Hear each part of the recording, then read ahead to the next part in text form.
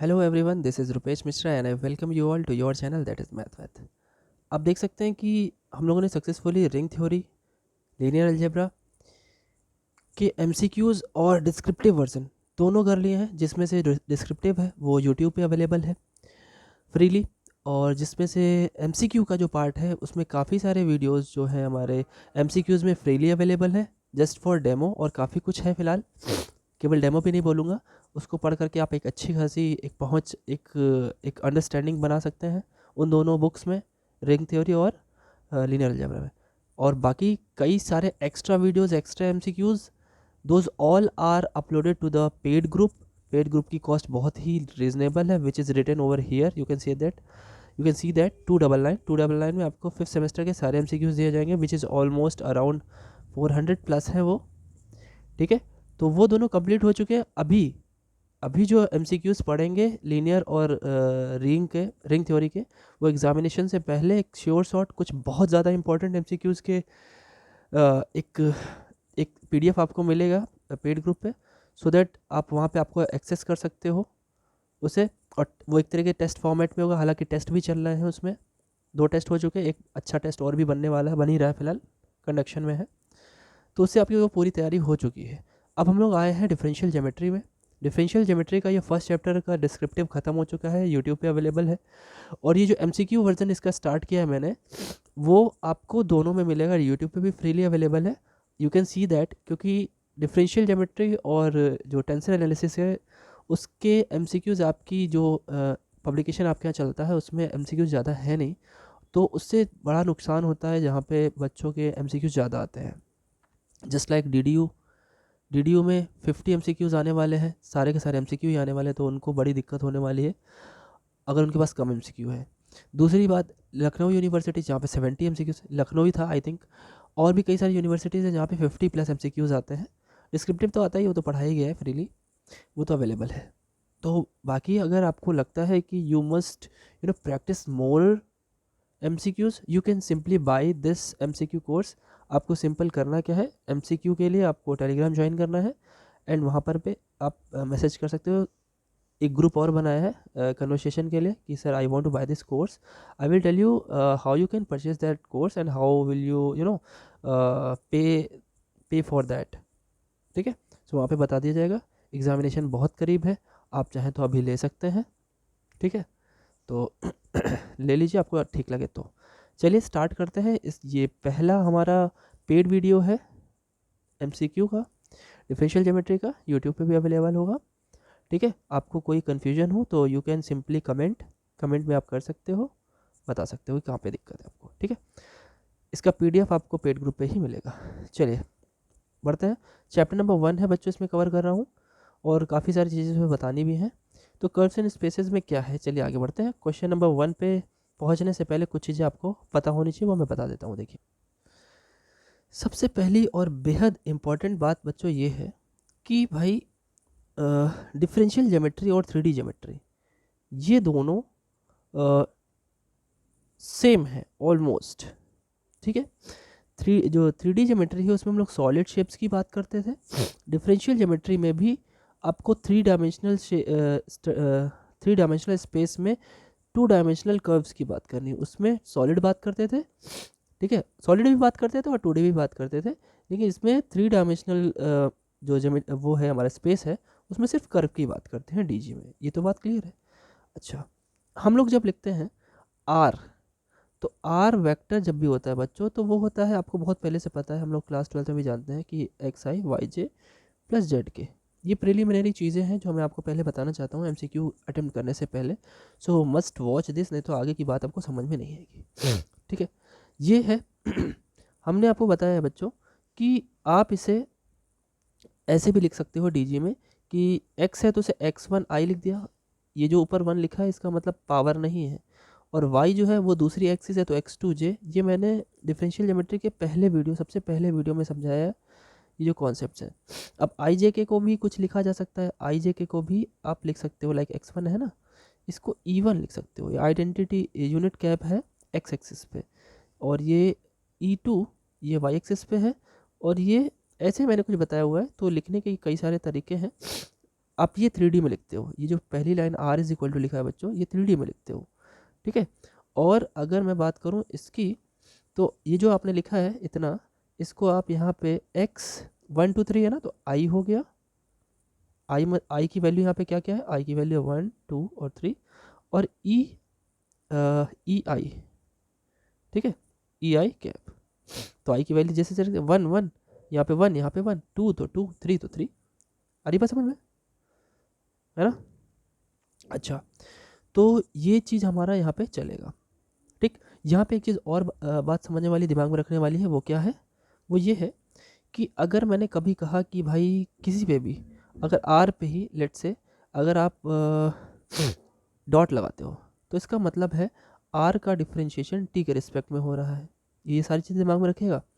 और अगर आप आर पे डैश लगा रहे हो बच्चों डिफरेंशियल ज्योमेट्री में, तो इसका मतलब है आर का डिफरेंशिएशन एस के रिस्पेक्ट में, यानी, और एस क्या है यहाँ पे, एस क्या है, एस हमारी यहाँ पे अर्क लेंथ है। यहाँ पे बात होगी कर्व की, तो कर्व का अर्क होता है, अर्क लेंथ होगा, ठीक है, एस का मतलब अर्क लेंथ होगा। आई थिंक आपको समझ में आ गई होगी बात, स्क्रीनशॉट लेकर के रख लीजिए, काम आएगा आपके, ठीक है। चलिए अब आपको हम MCQ तक लेके जाते हैं, बीच बीच में जो ज़रूरत होगी वो बताते रहेंगे। आगे बढ़ा जाए। देखिए यहाँ पे थोड़ा सा आपको इंट्रोडक्शन भी देना ज़रूरी, क्योंकि काफ़ी सारे बच्चे हमारे नए आए हैं। दिस इज़ मी, ठीक है। ये BSc का कोर्स चल रहा है आपके सामने। अभी तो BSc का 5th सेमेस्टर है, 6 सेमेस्टर पढ़ा करके आपका पूरा एक 3 ईयर का प्लान ख़त्म हो जाएगा, जो कि जितने नए बच्चे जो सेमेस्टर में एडमिशन लेंगे नेक्स्ट ईयर में सॉरी, अभी तो 6 सेमेस्टर आएगा, उसके बाद एडमिशन लेंगे, so they can easily access through each and every videos. जिस जिस सेमेस्टर में वो जाते जाएंगे वो सब एक्सेस कर सकते हैं, आपके छोटे भाई या आपके दोस्त के छोटे भाई, आप उन्हें शेयर कर सकते हैं। सारे के सारे डिस्क्रिप्टिव फ्रीली अवेलेबल है, हमेशा रहेंगे, ठीक है। अच्छा, this is me Rupesh Mishra, I am a lecturer of maths. मैंने ये मेरी ये qualification you can see that, ठीक है। तो IIT JAM क्वालिफाई किया था मैंने, FCAT भी, JIC BEd सारी चीज़ें कर रखी है मैंने फ़िलहाल। और एक आपके साथ आपको मैंने बताया कि एक हेल्पिंग हैंड जुड़ चुके हैं, जो आपके लिए आपकी रिटर्न में हेल्प करेंगे। दैट मीन्स कि आपको PDF नोट्स प्रोवाइड करना, उसे एडिट करना, और भी कुछ बाकी कई सारी चीज़ें। और वो भी MSc फिज़िक्स हैं, लेक्चरर ऑफ फिज़िक्स हैं। उन्होंने BHU का जियो फिज़िक्स का एग्जामिनेशन भी क्वालिफाई किया हुआ है। तो जियो फिज़िक्स क्या होता है, कभी अगर उनकी क्लास होगी तो I will definitely tell you that, he will definitely tell you that, ठीक है। सो ये हमारे दो साथ में लोग जुड़े हुए हैं, और वीडियो की एडिटिंग के लिए कोई और है, सो अलग बात है फिलहाल। तो चलिए नेक्स्ट फर्स्ट क्वेश्चन चलते। देखिए बच्चों, ये सेल्फ क्वेश्चन को ऐड किया गया है, क्योंकि बुक में आपके बहुत कम क्वेश्चंस दे रखे हैं। सो फिलहाल चलिए चलते हैं। कह रहे हैं कि in which of the following is not the value of K. Kappa क्या होता है बच्चों, कप्पा वैसे तो कर्वेचर का टॉपिक है, मतलब चैप्टर नंबर 2 है, कोई बात नहीं है, ठीक है। चीज़ें तो सारी जुड़ी ही रहती है। कर्वेचर के बारे में जो आपने डिस्क्रिप्टिव पढ़ा होगा, तो उसमें मैंने काफ़ी सारी चीज़ें बताई थी कि कप्पा जो होता है उसका जो फॉर्मूला होता है, के जो हम कहते हैं जिसे, वो होता है change in the direction of tangent. तो एक फॉर्मूला तो d θ/ds होता है, ठीक। उसके बाद एक फॉर्मूला उसका dt/ds होता है, टेंजेंट की डायरेक्शन, ये टेंजेंट, t फॉर टेंजेंट है, यूनिट टेंजेंट है, उसका मॉड, क्योंकि वेक्टर है। और के क्या, कप्पा क्या होता है, स्केलर होता है, ठीक है। तो change in the direction of tangent, तो डायरेक्शन को आप एंगल से भी ले सकते हो और टी से भी ले सकते हो, क्योंकि एक तरीके से टेंजेंट की डायरेक्शन को चेंज करो या एंगल को चेंज करो, बात है कि ये भी इसका फॉर्मूला है। और बच्चों टी क्या होता है, टी होता है आर का एक बारी differentiation with respect to s, ठीक। आर के ऊपर ये लगाओ, चाहे आप ये कह दो आर क्या होता है, आर होता है एक्स आई, और उस पर एक डैश लगा दो। तो ये सारे के सारे फॉर्मूले जो हैं, अगर इसमें हम ऐड करें, तो आप कह सकते हो dt/ds भी इसका फॉर्मूला हो सकता है। d2 यानी t मतलब होता है एक बार डिफरेंशिएशन, और t का भी एक बार डिफरेंशिएशन कर रहे हो तो क्या हो जाएगा, d2r हो जाएगा। r पे वेक्टर लगा दिया, ds2 कर दिए, ठीक। और r की जगह आप xi भी लिख सकते हो। तो कितने फॉर्मूले गए, d θ/ds जो कि यहाँ लिखा हुआ है ये सही है, d2r/ds2 ये भी सही है, r को आप xi लिख सकते हो, ये भी सही है, अभी मैंने समझाया था थोड़ी देर पहले। D T by D S को आपने मॉड में कर दिया, क्यों? क्योंकि के स्केलर होता है ना, तो टी तो वेक्टर होगा यूनिट कैप, तो उसका मॉड लोगे तो भी स्केलर बन जाएगा, तो ये भी सही है। तो ये चौथा वाला देखिए, d two r by D t two, t का तो कोई रोल नहीं है, टी से डिफ्रेंशिएशन होता ही नहीं इसमें। तो कह रहा कौन सा, कह रहा नॉट, कौन सा गलत है, कौन सा आंसर ऑप्शन गलत है। तो हमेशा ध्यान रखिएगा बच्चों, आपको घुमाने के लिए क्वेश्चन में नॉट ही देगा। जहाँ उसने नॉट दिया आप घूम जाओगे, आप उसको पढ़ोगे नहीं और गलत करके चले आओगे, तो ध्यान दीजिएगा, ठीक है। सो ये आंसर ऑप्शन आपका सही है कि हमारा कप्पा का फॉर्मूला ये सिर्फ नहीं होगा, ठीक। नेक्स्ट पे चला जाए, ठीक। ये सारे ऑप्शंस जो मैं समझाता हूँ लिख करके, ये सारे के सारे अवेलेबल है बच्चों डिस्क्रिप्टिव मोड में, यूट्यूब पे फ्रीली अवेलेबल है, you can access through that, और आप वहाँ के सारे कॉन्सेप्ट पढ़ सकते हो। कुछ एक आध थोड़े मोड़े जो कॉन्सेप्ट होते हैं जो बच जाते हैं, जिन्हें इलस्ट्रेट करना ज़रूरी होता है, तो एमसीक्यू के टाइमिंग में मैं कर देता हूँ, चाहे वो यूट्यूब पर फ्रीली अवेलेबल हो या पेड ग्रुप पे हो, ठीक है, ठीक। नेक्स्ट क्या है, चूज़ द ऑप्शन, कौन सा ऑप्शन सही होगा इसमें से। Rate of change of angle theta with respect to arc length s, कह रहे कि अगर चेंज हमें विद रिस्पेक्ट टू एस रखना है, और किसका, चेंज ऑफ थीटा एंगल, तो इसे क्या कहते हैं, इसे अभी तो पढ़ क्या है, कप्पा बोलते हैं इसे, है ना। अच्छा ये तो ठीक है, ठीक है, लेंथ एस।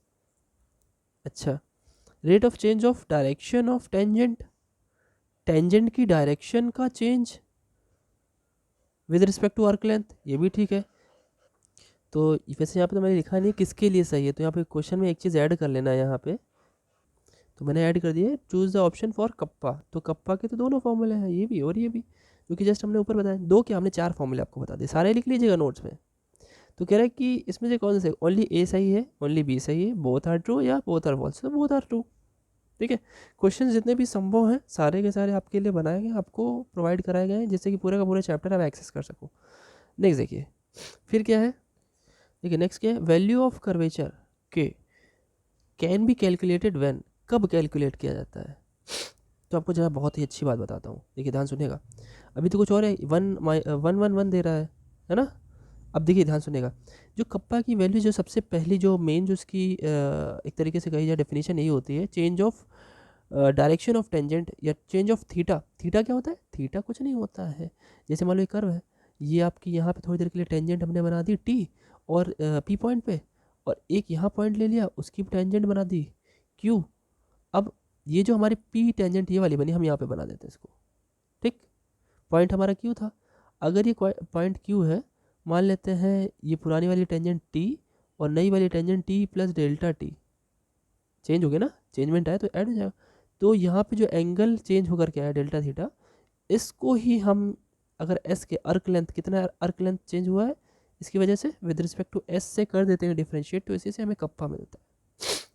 तो मेरी बात ध्यान से सुनिए, मैं इसको फिर से लिखता हूँ, अगर मैंने लिखा कप्पा, कप्पा आया D theta by D S, ठीक। मॉड लगाइए ना लगाइए कोई दिक्कत नहीं, क्योंकि तो वैसे स्केलर है। अगर मैं इसे डी टी से मल्टीप्लाई और डी टी से डिवाइड कर दूँ, ठीक है, तो ये बनता है जाकर के आपका D theta by D T और D T by D S, ठीक, ठीक है ना। तो जरा ध्यान से देखिए, यहाँ पे D T by D S ये भी तो कप्पा की वैल्यू थी, मैंने ऊपर बताई थी, यही तो कप्पा है, और ये कप्पा के इक्वल भी चल रहा है। तो कप्पा कप्पा के इक्वल कब होगा, जब इसकी वैल्यू क्या है, 1 रखी जाए। तो बात समझ में आई, यानी जब आप कप्पा कैलकुलेट करते हो तो जो D theta by D T आता है उसकी वैल्यू क्या होनी चाहिए, 1 होनी चाहिए। बहुत इंपॉर्टेंट क्वेश्चन है, लिख के रख लीजिए मार्क करके, ठीक है, आने के चांसेस बहुत ज़्यादा हैं इसके। फिर क्या, if a plane has 3 point contact, अगर एक प्लेन के पास 3 पॉइंट कॉन्टैक्ट है, या फिर इसको दो तरीके से पढ़ा जाता है, 3 पॉइंट कॉन्टैक्ट और कॉन्टैक्ट ऑफ ऑर्डर 2, ठीक है। 3 पॉइंट कॉन्टैक्ट है, या फिर उसको हम बोले एक कम करके बोला जाता है, जब ऐसे बोलेगा 3 पॉइंट कॉन्टैक्ट, ठीक, या ऐसे बोलेगा कॉन्टैक्ट ऑफ ऑर्डर 2, दोनों का बात एक ही होता है, ठीक है। तो इसका मतलब क्या होता है बच्चों, ध्यान सुनिएगा, 3 पॉइंट कॉन्टैक्ट या ऑर्डर 2 की बात होता है। तो ऑर्डर 2 जब भी बोले, ऑर्डर बच्चों हम लोगों ने पढ़ा है क्लास 12th में डिफरेंशियल इक्वेशन में, कि ऑर्डर का मतलब होता है उतनी बार डिफरेंशिएशन। तो आप ऐसे पहचानो, जब भी ऑर्डर 2 है इसका मतलब जब आप किसी फंक्शन में 2 बार तक डिफरेंशिएट करोगे, यानी एक बार करोगे f dash t for some t लिखा है, कुछ टी का वैल्यू होगा, ठीक है। For some t f dash t की वैल्यू 0 आएगी, एफ डबल डैश टी की वैल्यू 0 आएगी, लेकिन जैसे 3 बार करोगे तो वो वैल्यू 0 नहीं आएगी। जब तीसरी वैल्यू 0 नहीं आएगी तो उसे ही बोलते हैं ऑर्डर 2। तो अब देखिए ये वाला ऑप्शन देखिए 2 तक 0 है लेकिन तीसरा 0 नहीं है। इसे आप दोनों में से कुछ भी बोल सकते हो कि 3 पॉइंट कॉन्टैक्ट या फिर कॉन्टैक्ट ऑफ ऑर्डर 2, दोनों में से कुछ भी बोल सकते हो। दोनों चीज़ याद रखिएगा, दोनों चीज़ ऐड की गई, दोनों से एक एक MCQ बनता है। So this will be the right answer. आई बात समझ? देखिए ऑस्किलेटिंग प्लेन आ गया। क्या होता है ऑस्किलेटिंग प्लेन, आपको पता है। तो ये क्या है, आपको पता होना चाहिए ऑस्किलेटिंग प्लेन क्या होता है। मैं आपको थोड़ा सा इसे समझाने की कोशिश करता हूँ, बहुत सारी चीज़ें भी बतानी इसकी। देखिए थोड़ा सा इमेजिन करने की कोशिश कीजिएगा, थोड़ा सा ईजी नहीं होता है 2D स्क्रीन पे 3D समझाना, लेकिन मैं आपको थोड़ा सा कोशिश करता हूँ कि आप समझें। लेट्स से हमारा स्क्रीन जो है 3 डायमेंशनल स्पेस है, लेंथ भी है, ब्रेथ भी है और हाइट भी है। हमने उस पर क्या किया है, एक कर्व बनाया 3 डायमेंशनल स्पेस पे। थोड़ी देर के लिए ध्यान से समझिएगा। अब इस 3 डायमेंशनल स्पेस पे मैंने एक पॉइंट P लिया है, ये P पॉइंट है, और इस पे एक हमने टेंजेंट ड्रॉ की है बच्चों, एक टेंजेंट ये ड्रॉ हो गई मेरी टेंजेंट, ठीक है। टेंजेंट का जो यूनिट जो है यूनिट कैप है वो T कैप है, टेंजेंट के लिए T लिखा जाता है, ठीक है। अच्छा भाई, टेंजेंट के लिए T लिखा गया। अब मेरी बात ध्यान सुनेगा, टेंजेंट तो हो गया, ये B पॉइंट पे है, ठीक। अब हमने क्या किया, एक पॉइंट और ले लिया मैंने Q यहीं पे इसके बगल में, और इतना पास में ये है, इतना पास में है ये Q कि Q की लिमिट अगर लें तो P की तरफ अप्रोच हो रहा है, ठीक है। Q जो है वो P की तरफ अप्रोच हो रहा है, ठीक ना। अच्छा, और 3 डायमेंशनल स्पेस में ही मैंने एक बनाया जा करके आपके लिए प्लेन ऐसा बनाया है, क्योंकि मैं बना देता, ठीक है। आपके सामने प्लेन है, ये ऐसा प्लेन मैंने बनाया है कि ये टेंजेंट को भी रखता है, ठीक है, टेंजेंट को भी रखता है, और उस टेंजेंट के इस P पॉइंट पे अगर मैं कोई एक नॉर्मल बनाऊं, ये नॉर्मल जिसे प्रिंसिपल नॉर्मल यानी N कैप बोला जाता है। प्रिंसिपल क्यों बोलते हैं, इसका भी रीज़न है बच्चों। प्रिंसिपल नॉर्मल ठीक, टेंजेंट का T कैप हो गया, प्रिंसिपल नॉर्मल का N कैप हो गया। ध्यान से देखते जाइएगा। प्रिंसिपल नॉर्मल क्यों बोल रहा हूँ, आप अपने हाथों को थोड़ा सा एग्जामिन कीजिए, थोड़ा सा इमेजिन कीजिए, ठीक है, ठीक है। हाथों का इमेजिन किया, अब अपने हाथों पे एक वायर ले लीजिए, वायर कोई भी ले लीजिए, अपने घर का कोई भी एक वायर उठा लीजिए, उसको अपने स्ट्रेट पकड़ा, एक पॉइंट को थोड़ा सा इमेजिन करिए, ये हमारा लेट से कोई P पॉइंट है, ठीक है। अब आप देखिए उस पर आप कितनी लाइनें 90 डिग्री बना सकती हैं, यहाँ पे भी बना सकती हैं, इधर भी 90 बना सकती हैं, इसके साथ जितने भी कई सारे, मैं ये बैक साइड दिखाने की कोशिश कर रहा हूँ लेकिन शायद दिखेगा नहीं आपको। इस तरीके से आप इनफाइनाइट नॉर्मल्स बना सकते हैं उस पर। टेंजेंट तो एक ही बनती है, नॉर्मल डिफरेंट ढेर सारे बनते हैं, लेकिन यहाँ पे इसका नाम प्रिंसिपल नॉर्मल इसलिए पड़ा कि ऐसा नॉर्मल जो इस प्लेन पे भी हो और इस टेंजेंट का तो नॉर्मल हो ही, ठीक। अब ये टेंजेंट प्रिंसिपल नॉर्मल अगर किसी प्लेन में पड़ता है तो ऐसे प्लेन को ऑस्किलेटिंग प्लेन बोलते हैं, ऑस्किलेटिंग प्लेन, ठीक। अब मेरी बात ध्यान से सुनिएगा, ठीक है। अब इन दोनों, अगर हमने कहा T और N का अगर हम क्रॉस कर दे बच्चों, तो क्रॉस करने पे एक डायरेक्शन मिलती है, डॉट प्रोडक्ट से डायरेक्शन नहीं मिलती है, स्केलर बन जाता है, आपने क्लास 12th में पढ़ा होगा। इन दोनों का जब आप क्रॉस प्रोडक्ट करते हो तो एक नया यूनिट कैप मिलता है, जो कि इन दोनों के 90 डिग्री पे ऊपर को जाता है, दोनों पे 90 होता है, इस पे भी और इस पे भी। आपको पता है क्रॉस प्रोडक्ट करने के बाद जो हमें मिलता है वो नॉर्मल होता है दोनों के। तो ये जो नॉर्मल आता है इसे बाई नॉर्मल यानी B कैप बोलते हैं। मैंने बहुत अच्छे से बताई ये सारी चीज़ें, ठीक है। इस ऑस्किलेटिंग प्लेन का, अब ये स्क्रीनशॉट ले लीजिए, फिर कुछ और भी बताते हैं। इस ऑस्किलेटिंग प्लेन का जो हमारा फॉर्मूला होता है बच्चों, वो फॉर्मूला मैंने जो डिस्क्रिप्टिव में बताया वो आपको बड़े ही सरल तरीके से बताया। और वो क्या बताया, देखिए ध्यान सुनिएगा। हमने आपको बताया उसमें, जो हमारा डिस्क्रिप्टिव जो वीडियो है उसमें मैंने कुछ इस तरीके से बताया कि पहले आप ले लीजिए कैपिटल X और 1 लिख लीजिए, उसमें स्मॉल x का 1 माइनस कर दीजिए, ठीक है। फिर कैपिटल X2 ले लीजिए, और स्मॉल x का 2। ये 1 2 3 एक्स वाई जेड की जगह पे x1 x2 x3 लिखा गया है। और तीसरा x3 माइनस x3। फिर उसके बाद मैंने क्या बताया, ये जो x1 है उसका डॉट कर लीजिए एक बारी यहाँ पे, फिर x2 का डॉट कर लीजिए यहाँ पे, फिर x3 का डॉट कर लीजिए यहाँ पे, फिर एक बार डबल डॉट कर लीजिए, डबल डॉट, और ये 1 हो गया, ये डबल डॉट 2 हो गया, और डबल डॉट 3 हो गया। इसका जो डिटर्मिनेंट होगा वो 0 के इक्वल कर दीजिए, तो आपको ऑस्किलेटिंग प्लेन की इक्वेशन मिल जाएगी। एक तो ये तरीका है, ठीक है। और इसको लिखने के क्या तरीके हो सकते हैं, और भी तरीका आपको बताता हूँ, जरा ध्यान से मेरी बात को ध्यान से सुनेगा। आई थिंक आप लोगों ने स्क्रीनशॉट ले लिया होगा, ठीक है। तो मैं उसको एक और तरीका बताता हूँ, मैं फिर से एक बार लिख के दिखाता हूँ आपको कि ये कैपिटल एक्स, ठीक है, x1 याद कर लीजिएगा आप लोग, कैपिटल मैं लिख देता हूँ, ठीक है, मैंने लिख दिया।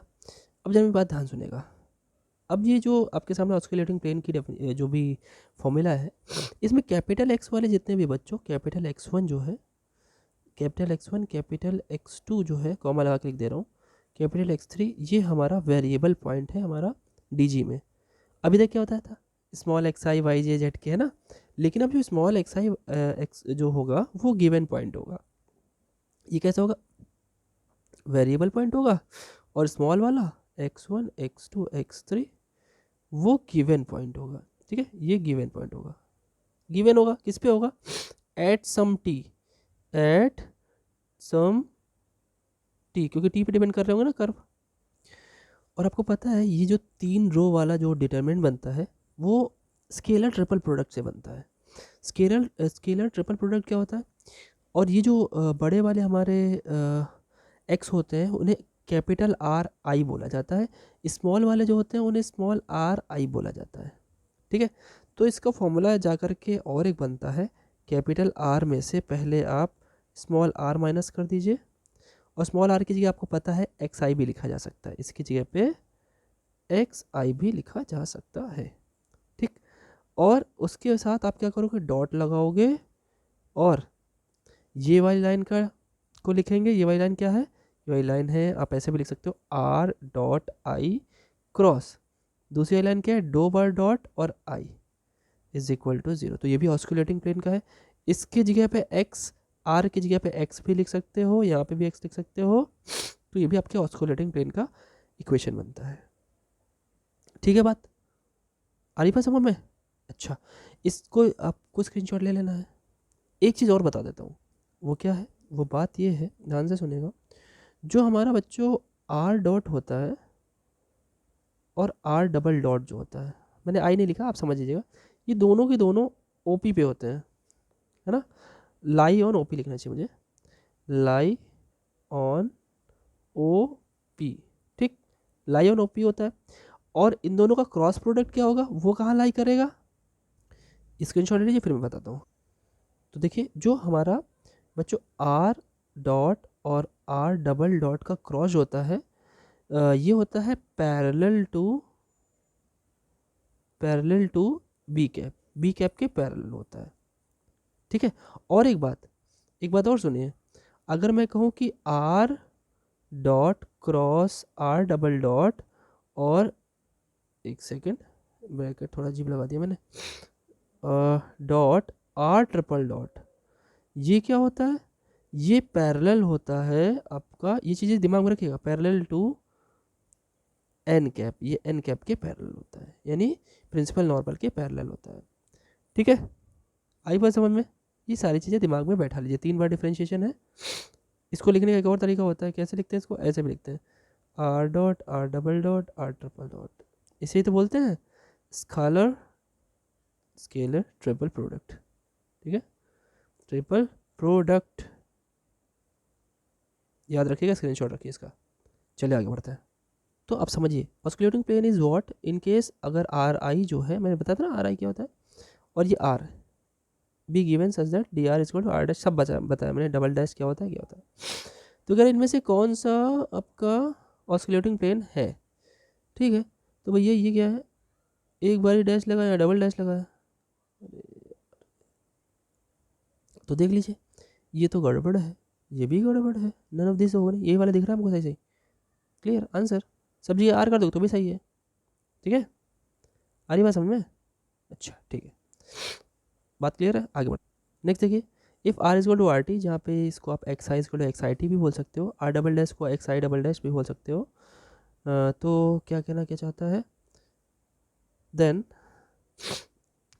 तो हमें क्या करना है, हमें ये बताना है कि ये क्या होगा। तो भैया बड़ी सिंपल सी बात है, देखो जब भी आप डी बाई डी एस का डिफरेंशिएशन आर के रिस्पेक्ट में करते हो तो हमें क्या करना होता है, हम एक दिमाग लगा लेते हैं, क्या ये लिखा है ना, हमने क्या किया, इसको डी टी से मल्टीप्लाई और डिवाइड, क्योंकि डी टी आ जाता है जब डॉट आता है तो डी टी आ जाता है, ठीक है। तो हमने क्या किया, हमने एक काम किया, क्या, D R by D T अलग कर लिया और D T by D S अलग कर लिया, ठीक है, ठीक है ना। तो D T by D S अगर अलग किया है तो उसके बाद हमारा देखो, अगर ध्यान से आप इसे आर डॉट लिख सकते हो और इसे अपॉन में एस डॉट लिख सकते हो, इसे क्या लिखोगे, आर डैश, क्योंकि एस के रिस्पेक्ट में है, और ये ऊपर आर डॉट हो जाएगा और नीचे हो जाएगा एस डॉट, ठीक। अच्छा, अब अच्छा वैसे क्वेश्चन ये नहीं था, क्वेश्चन हमारा था कि d two by D s two अगर आर के साथ निकाला जाए तो ये क्या निकलेगा, ठीक है, ये क्वेश्चन है, मैं वेरिएट करके आपको जब पोस्ट करूँगा पीडीएफ तो सही कर दूंगा। अभी के लिए आप ये समझ लीजिए कि डी टू दो बार डिफ्रेंशिएशन करना है, एक बार और आप डिफ्रेंशिएशन करोगे तो क्या होगा, फॉर्मूला लगेगा, कौन सा फॉर्मूला लगता है आपको पता है कि भैया आर डैश जो है वो r dot upon s dot आया है, एक बार और करो चाहे d by D s is r dash को, इसी का मतलब होता है दो बार डिफ्रेंशिएशन, ठीक है, ठीक है ना। अच्छा, तो आप दोबारा करोगे तो पहले बात तो डिनोमिनेटर का स्क्वायर, डिनोमिनेटर को छोड़ेंगे, फिर न्यूमरेटर करेंगे तो दो बार हो गया, है ना। किसके रिस्पेक्ट में कर रहे हो, ध्यान से देखो, गलत लिख दिया था अभी, D by D S S के रिस्पेक्ट में कर रहे हो आर डॉट का, ठीक है, फिर माइनस लगाया, फिर न्यूमरेटर को छोड़ेंगे, फिर डिनोमिनेटर का करेंगे with respect to s dot, मतलब एस डॉट पे करेंगे एस के रिस्पेक्ट में, तो यहाँ पे भी वही चेंजमेंट आएगा, क्योंकि ये तो डॉट है टी के रिस्पेक्ट में कर रहे हैं एस के रिस्पेक्ट में, तो हम यहाँ पे टी का मल्टीप्लाई डिवाइड करेंगे, है ना, टी का मल्टीप्लाई डिवाइड जब आप करोगे so you will get what, इसी को आप ऐसे लिखोगे, एस डॉट लिखा आपने, डी बाई डी एस को डी बाई डी टी बना देंगे और आर डॉट लिखेंगे, और फिर डी टी का मल्टीप्लाई और डी एस नीचे, तो इसकी जगह फिर से हम एस डॉट लिख देंगे। तो जब इसको पूरा सॉल्व करते हैं बच्चों, तो आप एक बार सॉल्व करिएगा इसको, ठीक है, तो अच्छा मैं कर देता हूँ, नहीं तो आप लोग कहोगे सर नहीं बताया। तो क्या हुआ भाई, हमने एस डॉट छोड़ा था, फिर D by D T of R dot किया और D T by D S कर दिया, ठीक है, फिर हमने माइनस लगाया भैया, एस डॉट को आर डॉट को अलग किया था, D S by D T कर दिया था ना, D by D T of S dot और डी टी बाई ये डी टी है, ठीक है, और डी एस अलग कर दिया, ठीक। तो क्या बनेगा अपने पास, ये तो भाई एस डॉट नीचे बन जाएगा, एस डॉट से एस डॉट कैंसिल हो जाएगा, और ये हमारा आर डबल डॉट बन जाएगा, है कि नहीं, माइनस यहाँ पे लाइए, यहाँ पे लाता है, तो ये हो गया आर डॉट, ये हो गया अपना एस डबल डॉट, और D T by D S क्या हो जाएगा, one by S dot, one by S dot, और अपॉन हो गया एस डॉट स्क्वायर। अब एलसीएम ऊपर ले लीजिए, एस डॉट यहाँ पे आ जाएगा, तो S dot r double dot minus R dot S double dot divided by, और वो जो एलसीएम ले रहा होगा नीचे नहीं आएगा, तो यही आंसर था, स्क्रीनशॉट ले लीजिएगा, आई थिंक समझ में आ गया होगा, so answer is this. Next देखिए बच्चों, थोड़ा सा शोर आ रहा हुआ हो सकता है, ठीक है, शादी ब्याह का समय चल रहा है, ठीक है, तो लोगों की शादियाँ हो जाती हैं, शादियाँ हो जाती हैं तो बर्बादियाँ भी हो जाती हैं, फ़िलहाल मजाक कर रहा हूँ, दिल पे मत लीजिएगा। आगे देखिए, which is the correct form of oscillating plane, तो अभी क्या बताया था थोड़ी देर पहले, देखिए ये यहाँ पे डॉट और डबल डैश दोनों एक साथ हो नहीं सकते हैं, डॉट डबल डॉट समझ में आता है और ये भी समझ में आता है, लेकिन यहाँ पे देखिए क्रॉस लगा है, तो यहाँ पे डॉट वाला आंसर सही होता है, आंसर ऑप्शन सी सही है। The relation between principal normal and b आपका बाई नॉर्मल एंड टेंजेंट, मैंने बताया लाइन से चलता है, कैसे, पहले लिखिए बी, फिर इसका लिखिए टी, एरो लगा दीजिए, फिर टी के बाद लिखिए एन, और फिर इसका लिखिए, ये लाइन से चलेगा, बी का टी के साथ क्रॉस करोगे तो एन कैप मिलेगा, जैसे लाइन से याद रखिए, ऐसे ब्लूटूथ कैसे लिखते हैं, बी टी लिखते हैं ना, b cross t is equal to n cap होगा, ठीक है, और अगर टी के साथ n करोगे तो b कैप आएगा, और ऐसे ही n के साथ b करोगे तो t आएगा, ठीक है। अगर आपने इसका लहजा बिगाड़ा, t और t b किया, मतलब t पहले फिर b लिखा बाद में, तो क्या लगेगा, n में एक माइनस साइन लग जाएगा। यही चीज़ सबके साथ होगा, ठीक है। नेक्स्ट देखते हैं, इसी पे बेस्ट क्वेश्चन भी है आगे, ठीक है। तो क्या हुआ, तो b के साथ tn तो गड़बड़ लिखा हुआ है ना। अभी क्या बताया था कि अगर देखिए मैंने बनाया भी है, तो b के साथ t अगर लिखा है क्रॉस में, कहीं लिखा है क्या b के साथ t, नहीं ये लिखा तो है लेकिन उल्टा लिखा है, तो माइनस आना चाहिए, तो गलत हो गया, फोर्थ वाला तो गलत है, सही वाला कौन सा है, हाँ t के साथ अगर n आए, t के साथ अगर n आए लाइन से तो b मिलेगा, t के साथ n आए तो b मिलेगा, ये this is the right one answer, answer option फंसा है, ये सब गलत है, देख लीजिए ध्यान से। नेक्स्ट देखिए, which of the following is parallel to principal normal, अभी बताया था थोड़ी देर पहले, प्रिंसिपल नॉर्मल के पैरेलल कौन होता है, r dot, r double dot, और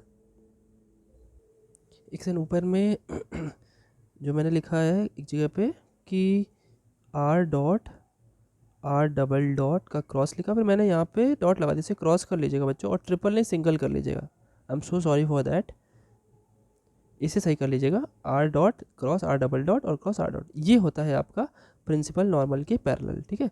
ये होता है हमारा प्रिंसिपल नॉर्मल के पैरेलल। तीन की बात नहीं करनी होती है, क्योंकि तीन हमारा क्या कहते हैं, अगर तीन बार डिफ्रेंशिएट करेंगे तो 3 पॉइंट कॉन्टेक्ट जाएगा, वो आगे जाकर के 3 पॉइंट कॉन्टेक्ट हो ही नहीं पाता है, होता ही नहीं है, ठीक है।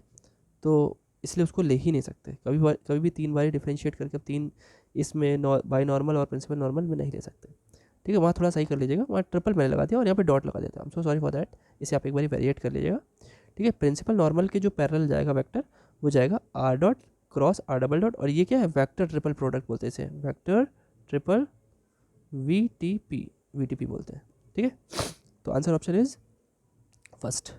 नेक्स्ट देखिए, osculating plane is a plane where principal normal, binormal and tangent lie, तीनों लाई करता है, क्या ऐसा होता है, अभी तो बताया कि टेंजेंट तो लाई करता है, ये कर्व है, कर्व पे टेंजेंट बनी है, ये हमारा ओपी है यानी ऑस्कुलेटिंग प्लेन, तो इस पे हमारा टेंजेंट तो लाई करती है, प्रिंसिपल नॉर्मल भी लाई करता है, लेकिन बाई नॉर्मल लाई नहीं करता, तो कौन सा ऑप्शन है, देखिए बाई नॉर्मल, नहीं ये तो गलत हो गया, principal normal and tangent vector lie only, ठीक है सही है, आंसर ऑप्शन बी।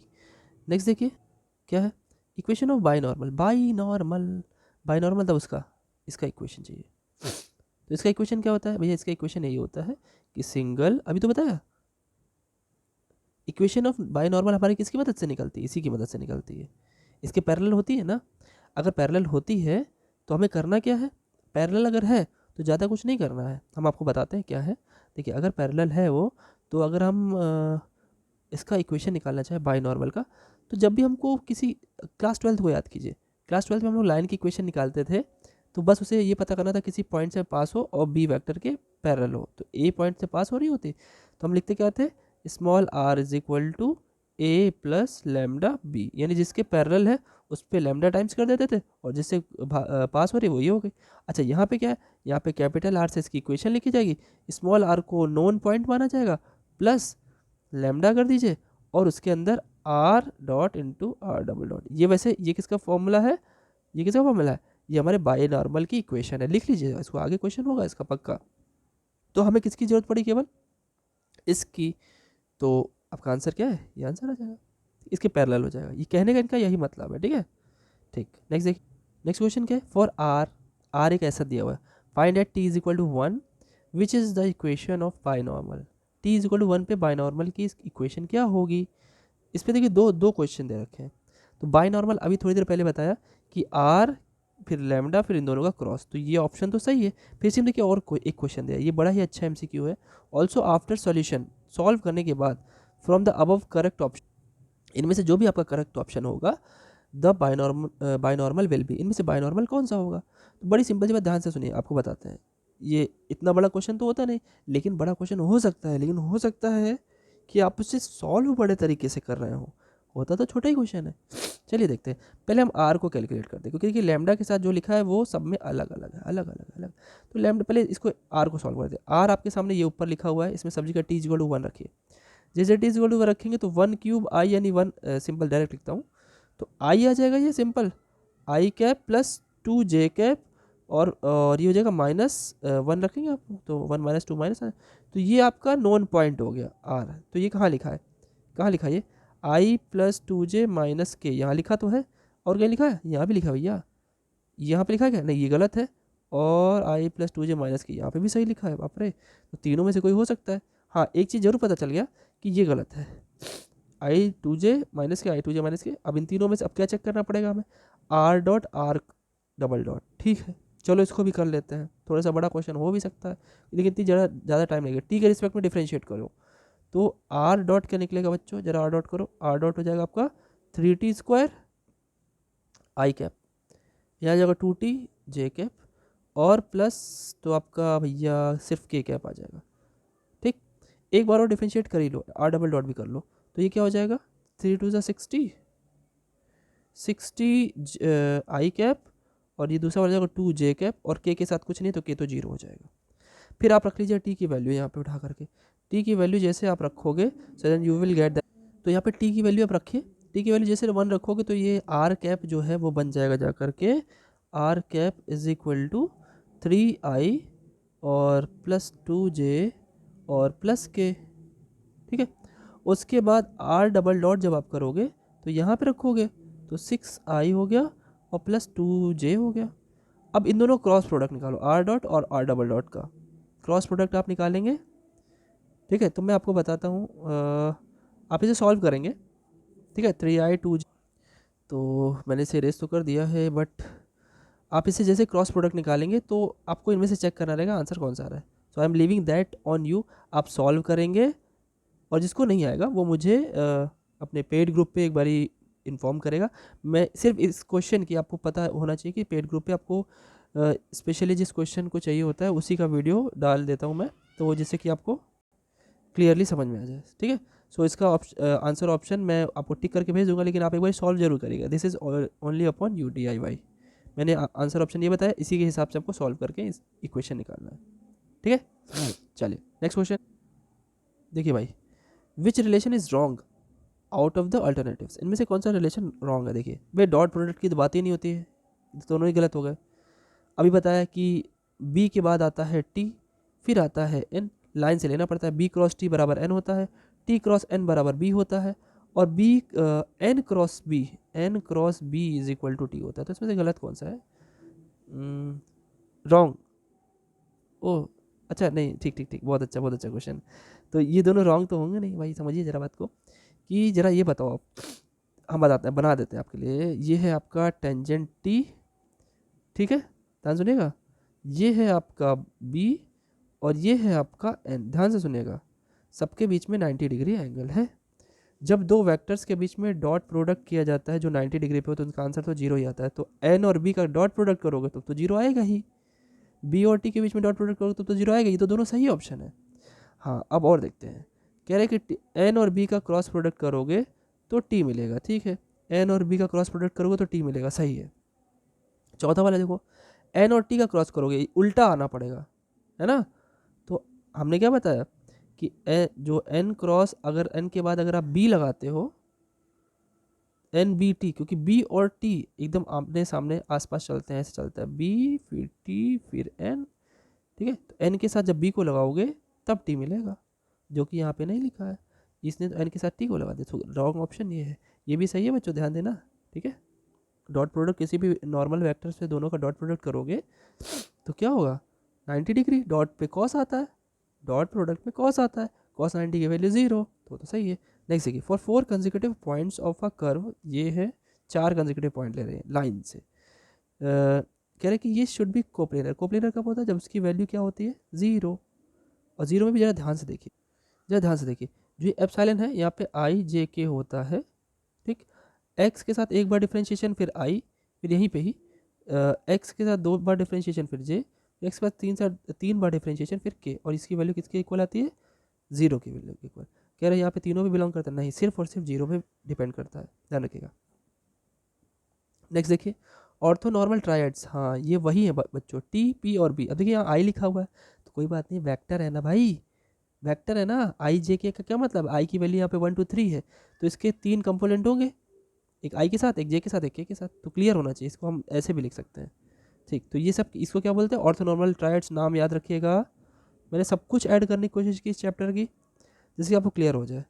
तो कह रहे हैं कि इनमें से कौन सा सही है, तो आपको पता है डॉट प्रोडक्ट सबका 0 होता है, हाँ यहाँ पे 2 ही लिखा है, तीसरा नहीं लिखा है, तो बात तो गलत हो गई। ठीक है, देखिए यहाँ पे पी और बी टी लिखा हुआ है, ये तो दोनों बात सही है, लेकिन तीसरा इसने छोड़ दिया तो ये भी बात गलत हो गई। फिर कह रहा है तीनों के साथ डॉट, ये डॉट है, ठीक है, सब जगह डॉट लगा, ये बात तीनों तो सही है, लेकिन अभी एक बात और भी बाकी है। क्या? कि पी के बाद बी लिखोगे, क्योंकि होता है ऐसे, बी के बाद आपको टी लिखना होता है, फिर एन लिखना होता है, तब आपको बी मिलता है। तो देखिए अगर आप टी लिख रहे हो तो टी के बाद आपको एन पहले और बी बाद में, है ना। अब यहाँ पे पी क्या लिखा, पी का मतलब यहाँ पे एन मतलब नॉर्मल होता है ना, पी मतलब ही प्रिंसिपल नॉर्मल, वही बात है, एन और पी सेम है, ध्यान रखिएगा। तो टी है, टी के बाद पी आना चाहिए, फिर बी आना चाहिए, तो टी के बाद पी आया, फिर बी आया, और पी के बाद आपका आना चाहिए बी, और फिर टी आना चाहिए, ठीक है। पी के बाद बी टी, हाँ ठीक है, पी के बाद बी टी, ये भी सही है। और क्या लिखा हुआ है लास्ट वाला लिखा है बी के बाद टी, हाँ बी के बाद टी तो होता ही है, फिर ये पी लिखा है बच्चों, सही कर लीजिएगा, सॉरी गलती से लिख गया ये मैं एडिट करके भेजूंगा आपको। तो ये लाइन पूरी सही है, ये लाइन भी पूरी सही है, तीन इसके भी होते हैं, 3 इसके भी होते हैं, है ऑर्थोनॉर्मल ट्रायड्स, लेकिन बनाते कितने पे ये हैं, फॉर्मूलेस कितने बनाते हैं, 6, याद रखिएगा। तो आंसर ऑप्शन कौन सा बेस्ट फुलफिल करेगा, आंसर नंबर सी और डी दोनों ही सही है, तो मिला करके ओनली सी एंड डी दोनों सही है। तो ये बच्चों 15 क्वेश्चंस थे, ठीक है। अभी कुछ क्वेश्चन और मिलेंगे इसके, ठीक है। तो आप मुझे ज़रूर कमेंट कीजिएगा कि आपको कैसा लगा, आपको ऐसे क्वेश्चंस कहीं देखने को मिले या नहीं मिले। जो नए बच्चे हैं वो किस यूनिवर्सिटी से ज़रूर बताएं मुझे पता चले कि मेरी वीडियोस कहाँ तक जा रही हैं, ठीक है। बाकी मिलते हैं नेक्स्ट वीडियो में, अब डिस्क्रिप्टिव चल रहा है, इसके साथ साथ नेक्स्ट चैप्टर का वीडियो आपका MCQ आपको बहुत जल्द मिलेगा। मिलते हैं नेक्स्ट वीडियो में आपके अपने प्यारे से चैनल मैथ पर रुपेश मिश्रा के साथ। Thank you.